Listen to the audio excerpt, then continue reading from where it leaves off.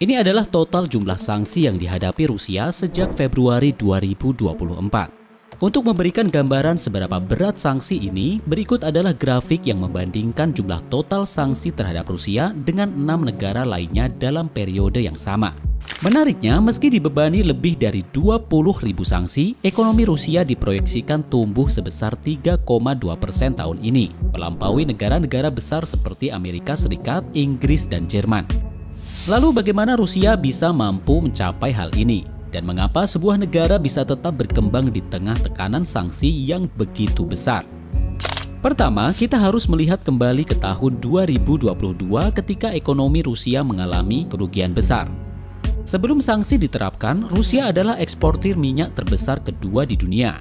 Namun, larangan ekspor yang diberlakukan menyebabkan PDB negara itu anjlok 2,1%. Lebih dari itu, di sektor keuangan lebih dari 70% aset Bank Rusia dibekukan oleh sanksi, dan 300 miliar euro yang disimpan di Uni Eropa ikut juga dibekukan, sehingga mengurangi sumber daya modal yang tersedia untuk mendukung upaya militer Rusia.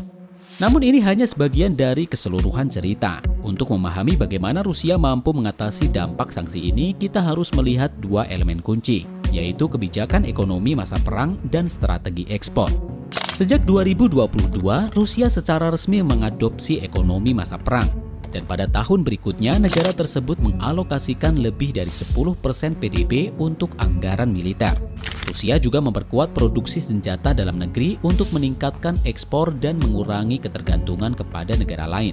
Sebagai contoh, dalam 2 dekade terakhir, Rusia telah memasok hingga 65% dari persenjataan yang digunakan oleh India, menjadikan Rusia salah satu pemain utama di pasar senjata global. Faktor kedua yang mendukung pertumbuhan ekonomi Rusia adalah perannya sebagai eksportir emas terbesar ke-8 dan minyak terbesar kedua di dunia. Rusia telah berhasil mendiversifikasi pasar ekspornya ke Asia dan Eropa Timur dengan melakukan transaksi dalam rubel bukan dalam dolar Amerika Serikat.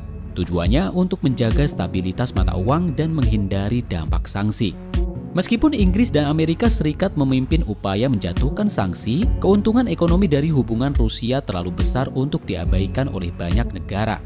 Misalnya, Inggris mulai mengekspor mobil mewah ke negara-negara sekutu Rusia seperti Belarus, Armenia, Azerbaijan, dan Kazakhstan, dengan peningkatan pengiriman ke Azerbaijan mencapai 2000% antara tahun 2000 hingga 2023. Di Asia, pada tahun 2023, volume ekspor minyak Rusia ke Tiongkok meningkat sebesar 24% dibandingkan tahun sebelumnya, menjadikan Rusia pemasok minyak terbesar ke negara tersebut.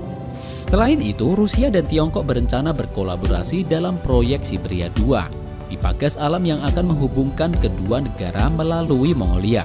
Korea Utara, meskipun berada di bawah sanksi berat, juga tetap menjaga hubungan dagang yang erat dengan Rusia.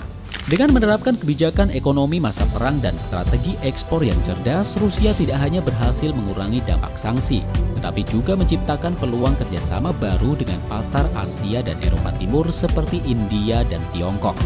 So, pertanyaannya, apa yang akan terjadi pada ekonomi Rusia jika sanksi ini terus berlanjut? Hanya waktu yang akan menjawabnya.